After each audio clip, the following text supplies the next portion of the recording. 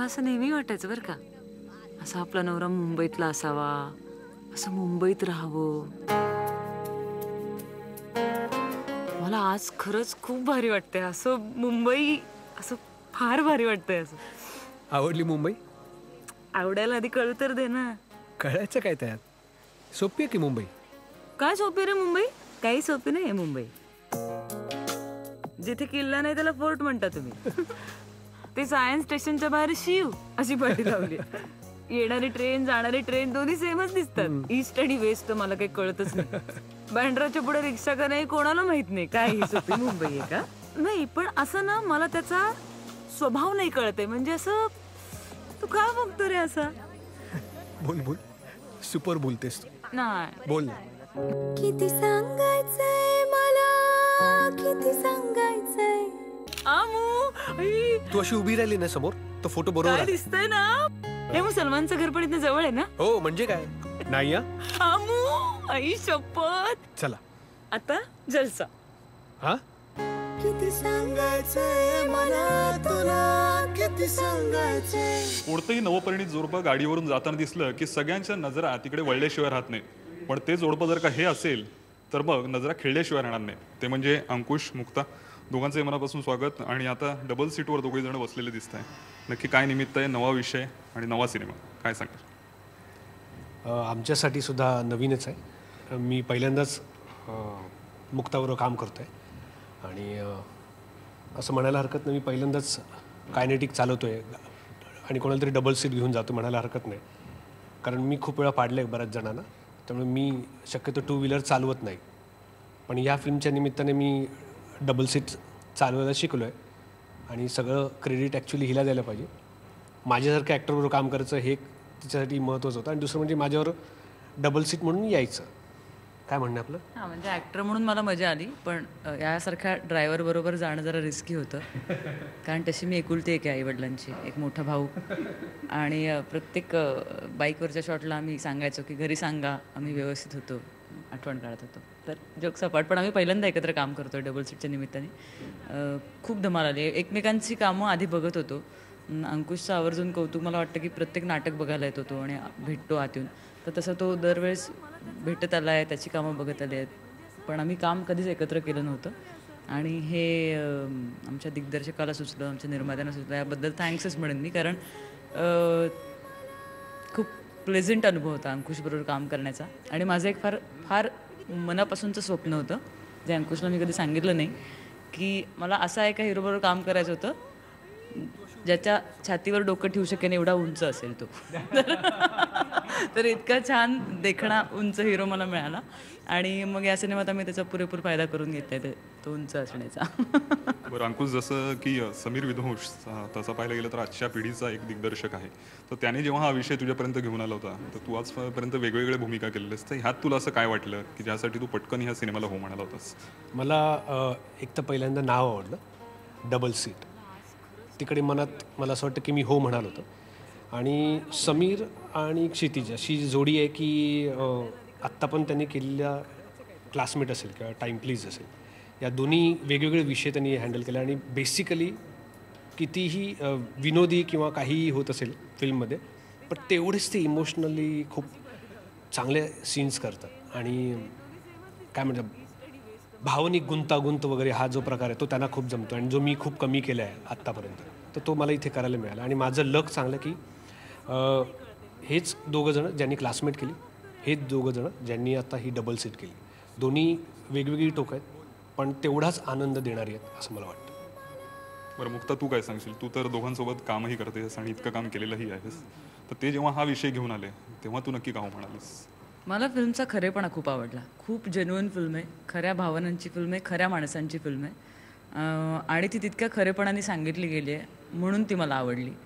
मला असं वाटलं की नाही, या फिल्ममध्ये आपण असायला पाहिजे. ती गोष्ट, ती कॉन्सेप्ट, त्यांची सांगण्याची पद्धत, तिथपासनं ते म्हणजे तिथेच समीरने तो सिनेमा बघितला होता, मला वाटतं क्षितिजने लिहिला होता. कारण त्यांना तो तितका प्युअर दिसला, शिवाय ते आम्हाला एवढं सांगू शकले नसते. त्या गोष्टीचा खरेपणा मला खूप आवडला आहे. आणि नशिबाने तो शेवटपर्यंत, शेवटच्या फ्रेमपर्यंत तो खरा सिनेमा राहिला आहे. सो मला ते खूप आवडलं.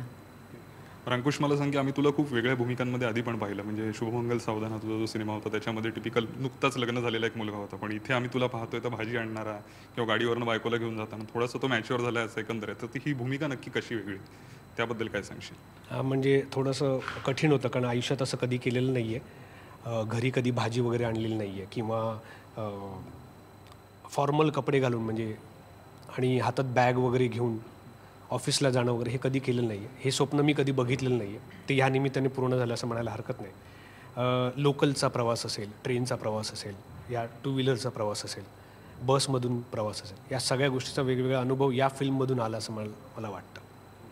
पण मुक्ता, तू काय सांगशील की एकंदर टिपिकल आम्ही बघतोय तर एका मध्यमवर्गीय जोडप्याची ही कथा वाटते आणि सगळ्या गोष्टी ज्या ट्रेनमधनं प्रवास करणं किंवा एकत्र कणीस खाणं, हे जे छोटे छोटे रोमांस ज्याला आपण म्हणतो, ते या सिनेमात आम्हाला बघायला मिळणार आहेत का किंवा काय असेल? हो, नक्कीच बघायला मिळेल. खूप छान छान छोट्या छोट्या इमोशन्सशी खेळ आहे या सिनेमामध्ये. म्हणजे चांगल्या अर्थाने त्या मांडल्यात, चांगल्या ठिकाणी दिसतात आणि खऱ्या आयुष्यात जे घडतं किंवा प्रत्येक माणसाला जे करायची इच्छा असते. आता कधी कधी आम्ही आमच्या क्षेत्रामुळे असं काही करू शकत नाही, असं काही गमती हे रोलमध्ये जगायला मिळाले असं मी म्हणेन की खरंच असतं आपल्याला. म्हणजे काय काय करणार आहोत किंवा काय काय केलं ते सिनेमात बघायला मिळेल. पण जे काय ते खूप जेन्युइन आणि खऱ्यासारखं आहे. सो मला मजा आली आणि मुंबईत मी कधी फिरले नव्हते अशा पद्धतीने, तर मला त्यानिमित्ताने मुंबईत फिरता आलं, मजा करता आली. मी फिरवलं आणि हो, थोडी घाबरत फिरली पण फिरली. फिरले पण छान प्रवास छान होता. बरं, मला सांग की एकंदर आम्ही आता फिल्म बघतोय, खूप वेगळ्या पद्धतीच्या फिल्म्स आता सध्या बनत आहेत आणि त्याच्यामध्ये हे पण म्हणजे अशा पद्धतीच्या सिनेमांमध्ये तुम्ही काम केलेलं नाही तसं नाही की लग्न झालेलं जोडपं किंवा लग्नानंतर त्यामध्ये जे असलेले काही प्रॉब्लेम्स असतील किंवा एकमेकांना समजून घेणं असेल, तर अशा भूमिका दोघांनीही तुम्ही केलेल्या आहेत. पण ह्याच्यामध्ये नेमकं पुन्हा एकदा तसाच जरी विषय असला तरी दिग्दर्शक वेगळे होते, सादरीकरण वेगळं होतं. तर काय अशी गोष्ट एक हे आहे की तुम्हाला वाटेल की आम्हालाही करताना मजा आली आणि प्रेक्षकांना देखील पाहताना मजा आली? मला असं वाटतं की गंमत ही आहे की आम्ही दोघं एकत्र पहिल्यांदा काम करतोय, तर ती केमिस्ट्री आणि आमचं काम बघायला लोकांना आवडेल असं मला वाटतं. दुसरी महत्त्वाची गोष्ट, खूप चांगली गोष्ट या फिल्मला आहे, जे आपले मराठी प्रेक्षक नेहमी डिमांड करतात. म्हणून आज मराठी फिल्म्स चालले आहेत, चांगल्या चांगल्या गोष्टी येत असल्यामुळे. तर ह्या सगळ्या गोष्टी ह्याच्यात दिसतील. दुसरं म्हणजे ह्यातलं इतर कास्टिंग, म्हणजे आम्ही डबल सीटवर आहोत.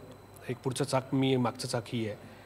पण हा जो बॅलन्स आहे तो सगळा बॅलन्स बाकीच्या कास्टने केलेला आहे असं मला वाटतं. मुक्ता, तुला काय वाटतं? मला वाटतं की ज्याला ज्याला स्वप्न बघायला आवडतं त्या माणसाला ही फिल्म आवडेल आणि ज्यांनी अजून स्वप्न बघितलं नाही त्याला स्वप्न बघावं असं वाटेल.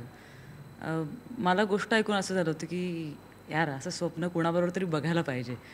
ती जी भावना निर्माण झाली माझ्या मनात, ती प्रेक्षकांना नक्की वाटेल आणि म्हणून हा सिनेमा बघावा असं वाटेल. सो डबल सीट अशा पद्धतीने एक छान स्वप्नांचा सिनेमा म्हणता येईल. धन्यवाद, एवढ्या मनापासून बोललात. या सिनेमासाठी आणि पुढच्या सगळ्या वाटचालीसाठी दोघांनाही खूप खूप शुभेच्छा. थँक्यू.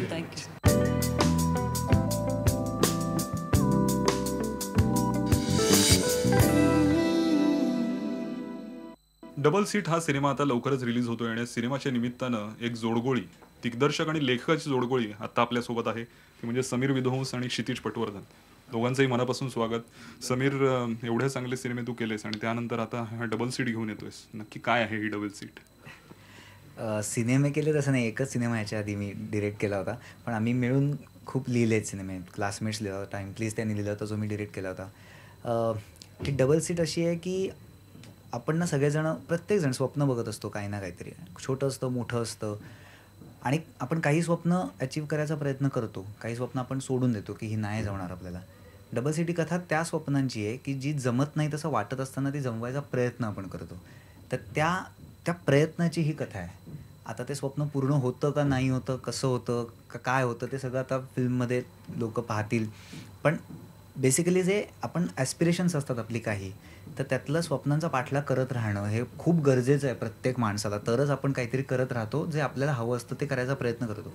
त्या प्रयत्नांची एकत्र केलेली ही सफर आहे. ती डबल सीट त्या स्वप्नांच्या पाठलागाची फिल्म आहे. बरं क्षितिज, तुझं काय म्हणणं आहे याबाबत? कारण का समीर दिग्दर्शित करणार, तू लिहिणार म्हणजे काहीतरी स्पेशल असणारच. तर यात काय नक्की वेगळेपण आहे, काय नक्की तुला सांगायचं? 2-3 गोष्टी होत्या. एक असं वाटलं होतं की आपण जे रोजचं जगतो त्या जगण्यातनं बळ देणारा एखादा सिनेमा आपण करू शकतो का, जो सिनेमा पाहिल्यानंतर दुसऱ्या दिवशी ज्यांनी स्वप्न पाहिलीत त्यांना स्वतःविषयी खूप चांगलं वाटेल, ज्यांनी ती स्वप्न पूर्ण केलीत त्यांना ती स्वतःच्या अचिव्हमेंटबद्दलची फिल्म वाटेल, आणि ज्यांना बघायचे त्यांना ते बघण्यासाठी आणखीन बळ मिळेल. आता स्वप्न हे काही रूढार्थाने फार मोठं असतं असं नाही, ते छोटंही असतं, पण ते छोटं स्वप्न पूर्ण करण्यात पण फार गंमत असते. तर ही जी कॅरेक्टर्स तुम्हाला या फिल्ममध्ये दिसतील त्यांची स्वप्न पण फार छोटी आहेत, पण ती पूर्ण करण्यात त्यांनी जी गंमत केली आहे ना, ती प्रत्येक माणसाला 100% रिलेट होईल असं आम्हाला वाटतंय. आणि ती म्हणजे तो स्लाइस ऑफ लाईफ असणं ही त्या फिल्मची गंमत आहे, आणि त्यामुळे ती फिल्म खूप छान रिलेट होईल असा आम्हाला अंदाज आहे. अंकुश आणि मुक्ता हे तसं पाहायला गेलं तर आजपर्यंत मराठी सिल्वर स्क्रीनवर कधीही न आलेली जोडी तुम्ही दोघांनी आणली, तर का असं वाटलं होतं की हीच कॅरेक्टर्स आणि हीच लोक त्यासाठी ॲप्ट आहेत? एक तर अंकुश आणि मुक्ता कधीच आलेले नाहीत एकत्र. तर एक तर ना असं झालं की जेव्हा आम्ही दोघांनी लिहून ती पूर्ण केली, क्षितिजने ते डायलॉग्स लिहून पूर्ण केले, त्याच्यानंतर असं झालं की अंकुशचं मी लालबाग परळ किंवा यंदा कर्तव्य या सिनेमातलं मी त्याचं काम पाहिलं होतं. तो जितका स्टाईलाइज्ड आहे तितकंच तो अत्यंत त्याच्या आत म्हणजे खऱ्या आयुष्यामध्ये तो अत्यंत साधा, मस्त, कमी बोलणारा, ॲप्ट बोलणारा असा तो मुलगा आहे, इंट्रोवर्ट असल्याचं.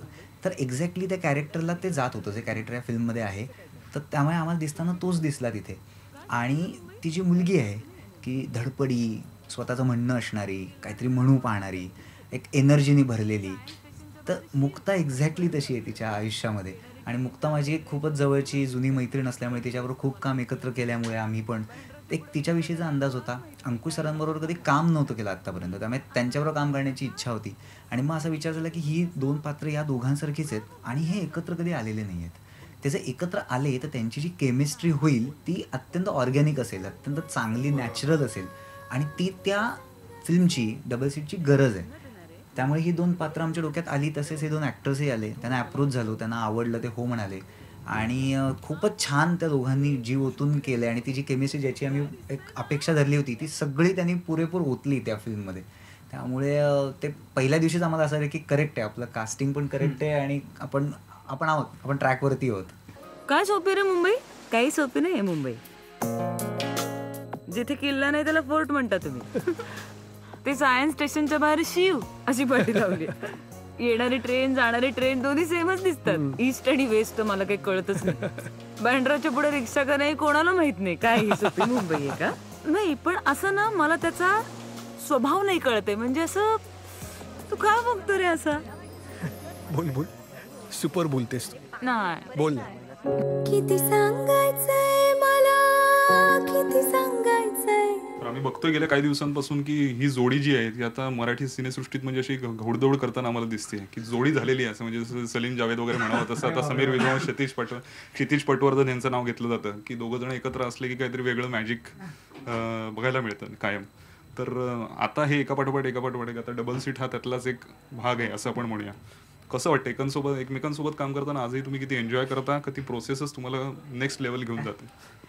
एकदा आम्ही दोघं खूप जुने मित्र होत. आम्ही इंटर कॉलेजिएट एकत्र करायचो. आणि तर एक ती वेवलेंथ जुळणं, जसं तो म्हणला ना की मित्र म्हणून जुळते. म्हणजे कधी कधी मित्रांमध्ये खूप भांडणं असतात, म्हणजे तात्विक विरोध अशाने, मैत्री घट्ट असते. पण आमच्या बाबतीत असं झालं की आमच्या दोघांच्या सेन्सिबिलिटीज, आम्हाला ज्या प्रकारचं वाचन आवडतं, आम्हाला ज्या प्रकारच्या फिल्म्स आवडतात ते खूप एकसारखं होतं. आणि आम्ही असंच एकदा एकत्र अशी लिहायला सुरुवात केली. आणि आमच्या लक्षात आलं की आपण एकमेकांचे क्रिटिकही आहोत आणि आपण एकमेकांचे समर्थकही आहोत. त्यामुळे एखादी गोष्ट त्याला सुचली तर मी त्याच्यावरती भांडण करतो, मला सुचली तर तो त्याच्यावर भांडण करतो. आणि यांनी जे काही आम्ही लिहितो ते फुलप्रूफ मी म्हणणार नाही कधीच, पण ना तरी ते 4 बाजूनी विचार करून एक झालेलं असतं, जे आम्हाला फारच महत्त्वाचं वाटतं.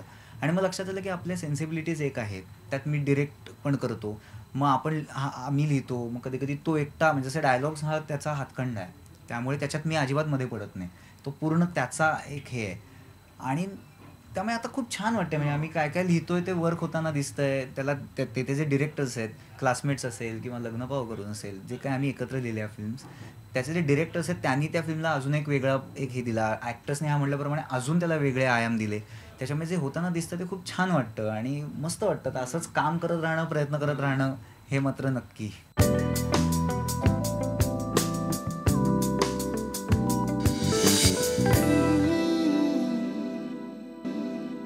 पुन्हा एकदा आपण जरा सिनेमाकडे वळूया. आणि तुमच्या सिनेमाचं एक वैशिष्ट्य असतं ते म्हणजे त्याचं संगीत फार छान असतं की टाइम प्लीजचं पण संगीत आजही लोक ऐकतात आणि त्याला दाद देतात. तर या सिनेमामध्ये संगीताचा कशा पद्धतीने वेगळा विचार केला किंवा काय त्याबद्दल काय सांगशील? एक तर संगीताचा विचार करताना असंच होतं की आम्ही एकत्र लिहिताना आम्हाला ते सुचतं की गाण्याचे सिच्युएशन्स तयार करत नाही आम्ही स्क्रिप्टमध्ये कधीच. जर स्क्रिप्ट लिहिताना ते असं वाटलं की आपल्याला इथे असं असं सांगायचं आहे, ते कशातनं चांगलं सांगितलं जाईल, सीन्समधनं, मोन्टाजमधनं का गाण्यामधनं. मग जर तिथे गाणं दिसलं तर ती सिच्युएशन तिथे आणली जाते. त्यामुळे मुळातच ना जेव्हा आम्ही गाणं करताना आमच्या म्युझिक डिरेक्टर्सना ब्रीफ देतो तेव्हा ते इतकं ऑर्गॅनिक असतं, तितकं ऑर्गॅनिकली त्या स्क्रिप्टमधनं बाहेर आलेलं गाणं असतं की एक सिच्युएशन तयार करू, मग त्याच्यावर लिपसिंग करू, मग त्याच्यावर डान्स होतील. तर हे तसा विषय पण आत्तापर्यंत लिहिलेला नाही आहे आणि त्यामुळे ते असं होतं की मग कोण ते करू शकेल. मग जसं टाइमक्लीजच्या वेळेला ऋषिकेश कामेरकर हा आम्हाला इतका अर्बन सेन्सिबिलिटीचा, वेस्टर्न म्युझिकचा एक खूप चांगलं नॉलेज असलेला, साऊंड त्याच्याकडे खूप चांगला आहे असा आमचा मित्र आहे जवळचा. त्यामुळे त्याला हे सगळ्यात जास्त लवकर कळेल असं आम्हाला वाटलं होतं, म्हणून आम्ही त्याला अप्रोच झालो, जो त्यांनी खूप चांगला न्याय दिला त्या सगळ्याला. तसे ही फिल्म करताना आमचे 3 जे मित्र आहेत, जसराज, ऋषिकेश आणि सौरभ, त्याचं लक्षात आलं की या फिल्मसाठी त्यांची जी विचार करायची पद्धत आहे, त्यांची म्युझिककडे बघण्याची जी पद्धत आहे, ती पद्धत या फिल्मला खूप काही देऊन जाईल. त्याच्यामुळे मग आम्ही त्यांना अप्रोच केलं आणि मग त्यामुळे जसं त्या स्क्रिप्टमधनं आलं तसंच ते म्युझिकही त्या स्क्रिप्टमधनं आल्याचा एक जेव्हा ते बाहेर येईल तेव्हा तुम्हाला जाणवेल की त्यामुळे विचार करताना तोच विचार केला होता की सिच्युएशननुसार म्युझिक कसं असेल, जे युजली सगळेच करतात, तोच बेसिक त्याचं तेच आहे, तेच आम्ही केलं. स्वतः तू गीतकार देखील आहेस, गाणी तो सुद्धा लिहितो, तू सुद्धा लिहितोस, तर मग गाणं लिहिताना यावेळेस स्वतः गाणी लिहिली आहेस का? आणि ती गाणी लिहिताना नक्की काय वेगळा विचार केलास? की सिनेमाला पुढे नेणारी गाणी असतात वगैरे हे सगळं तर असतंच, पण तरी देखील एक स्वतःचा एक टच असतो, स्वतः तुझं एवढं ॲडव्हर्टायझिंग फील्डमधलं नॉलेज आहे ते सगळं टाकून तू काहीतरी वेगळी गाणी लिहितोस, त्याबद्दल काय सांगशील? नाही, मी अगदी खरं सांगू का, मी पिंडाने किंवा ह्यांनी गीतकार नाहीये. मला त्या फ्लोमध्ये ऑर्गॅनिक ज्या पद्धतीने गोष्टी सुचतात तसं मी गाणं लिहितो. ह्या फिल्मच्या बाबतीत असं वाटलं की मी 2 गाणी यातली लिहिली आहेत. गाण्यांचे समीर पण फार चांगले आणि या फिल्ममधलं एक फार सुंदर गाणं त्यांनी पण लिहिलंय. तर ना मला असं वाटतं की तुमच्या डोक्यात फिल्म 24 तास असली ना की तुम्हाला त्याची बाकीची एक्सप्रेशन्स पण सापडत जातात. म्हणजे त्याची जाहिरात कशी असेल, त्याचं गाणं कसं असेल, त्याचं बॅकग्राऊंड म्युझिक काय असेल, कॅरेक्टरचे कपडे काय असतील, तर गाणं हे त्यातलं एक बाय प्रॉडक्ट आहे असं मला वाटतं. आणि हे करताना ना एस्पेशली आम्ही दोघंही पुण्यावरनं आलोत, पण आम्हाला दोघांना ना मुंबईबद्दल भयंकर प्रेम आहे आणि मुंबईचे काही म्हणजे काही गुणवैशिष्ट्य आहेत ज्याच्यासाठी आम्ही 8-10 दिवस लालबागमध्ये फिरलो, रिसर्च केला, लोकांचे इंटरव्ह्यू केले. त्यातनं ज्या गोष्टी मिळाल्या ना, ज्या गोष्टी अत्यंत पोएटिक होत्या, लिरिकल होत्या इट सेल्फ, त्याचं म्हणजे मुंबईचं स्पीड असेल, मुंबईचं एक थोडं दुखरेपण असेल, मुंबईने जे भोगले ते असेल, तर असं वाटलं की ह्या सगळ्या गोष्टींना या गाण्यांमध्ये फार छान येऊ शकतात. आणि हे ट्रिब्यूट आहे, म्हणजे असं शहर ज्याचं स्पिरिट कधी मरत नाही, हे फार ढोबळ पद्धतीने बोललं जातं, पण एका शहरात एवढी कमालीची विविधता असू शकते आणि त्याच्यात 2 कॅरेक्टर्स जगू शकतात. ह्या सिच्युएशनमध्ये जर आपली फिल्म असेल तर त्याला एक ट्रिब्यूट आपण पोएटिक आणि लिरिकल पण देऊ शकतो. हे आम्हाला गाण्यातनं जाणवलं. ते जन्नत येणार आहे ते किती लांब असेल इथून? हे बघ, इथून मला वाटतं नाही तू अशी उभी राहिली ना समोर, तो फोटो बरोबर दिसतंय ना. हे मग सलमानचं घर पण इथे जवळ आहे ना? हो, म्हणजे काय नाही आई शपथ. चला आता जलसा. हा किती सांगायचंय मला तुला, किती सांगायचंय. मुळात लालबागमध्येच ही कथा सेट करावी आणि तिथेच शूट करावं असं नक्की का वाटलं? ही कथा ज्या लोकांची आहे ती लोक त्या भागात राहणारी आहेत. जसं लालबाग आपण म्हणतो की मुंबईचं हृदय आहे, तर ही कथा त्या भागातल्या लोकांची, त्यांच्या कॉम्प्लेक्सेसची, त्यांच्या परिस्थितीची आहे. पण असं असून नाही ती फक्त मुंबईपुरती मर्यादित नाही, ती पूर्ण मध्यम वर्ग जो महाराष्ट्रभर तर भारतभर जो मध्यम वर्ग असतो त्या मध्यम वर्गाची ती कथा आहे, फक्त सेट इन मुंबई. कारण जसं आपण म्हणतो की मुंबई ही स्वप्नांचं शहर आहे की जिकडे एकाच वेळेला एका बिल्डिंगमध्ये 5-5 कोटीचे फ्लॅट्स असतात आणि त्याच्याच खाली झोपडपट्टी असते. तर एवढी विषमता ही बाकी कुठल्याही भारतातल्या शहरात नाही. तर त्यामुळे ही कथा जर स्वप्नांविषयी सांगायची असेल, त्याचा पाठलाग करणाऱ्या लोकांची सांगायची असेल तर ती मुंबईत सांगावी असं वाटलं, म्हणून ती फिल्म त्या मुंबईत सेट केली आहे. मग मुंबईत सेट केली म्हटल्यानंतर मुंबईचं त्याच्यामध्ये यायला पाहिजे ना, नुसतंच एक शहर कुठलंही रँडम असून काही उपयोग नाही. म्हणून मग मुंबई म्हणजे काय तर लालबाग, ज्याला ग्रेटर बॉम्बे म्हणतात, दादरपासून फोर्टपर्यंत. मग तिथे लालबाग, जिकडे गिरणगाव आहे, जिकडे ती फॅमिली जे ते भोगली आहे, ती फॅमिली अजूनही भोगती आहे, अशा 1000 फॅमिली आहेत, त्यांच्या ॲस्पिरेशनची, त्यांच्या स्वप्नांच्या पाठलागाची ती स्टोरी करायची, म्हणून मग ते लालबाग भागात शूट केलं. फायनली फिल्म आता लवकरच रिलीज होती आहे, प्रमोशन सुरू झालेलं आहे, आज त्याचंच फोटोशूट तुम्ही केलं, तर काय वाटतं प्रेक्षकांना, काय सांगाल की का त्यांनी आवर्जून डबल सीट हा सिनेमा पाहावा? जो माणूस स्वप्न बघतो एकत्र, एकटा, कुटुंबासकट, त्या सगळ्यांनी फिल्म बघावी, कारण ते नक्की या फिल्ममधल्या लोकांशी रिलेट करतील. तुझं काय मत? मला अगदी सोपं सांगायचं तर ही फिल्म याच्यासाठी बघावी, कारण हा सिनेमा पाहून तुमचा दुसरा दिवस खूप चांगला जाईल. म्हणजे एवढंच मला सांगायचं आहे की हा सिनेमा पाहिल्यानंतर तुम्हाला स्वतःच्या जगण्याविषयी खूप छान वाटेल, ॲस्पिरेशन वाटेल, आशादायी वातावरण वाटेल. आणि तुम्ही जी गोष्ट आयुष्यात करत आहात, ती अभ्यास असो, क्रिकेट असो, तुम्हाला छोटी गोष्ट काही करून बघायची असेल, जे काही तुम्हाला आयुष्यात करून बघायचे स्वप्न म्हणून, ते सगळं करण्यासाठी प्रचंड बळ तुम्हाला या फिल्ममधनं मिळेल. धन्यवाद, एवढे मनापासून गप्पा मारल्यात. या आणि पुढच्या सगळ्या प्रोजेक्टसाठी आमच्याकडनं खूप खूप शुभेच्छा. Thank you so much. थँक्स. धन्यवाद.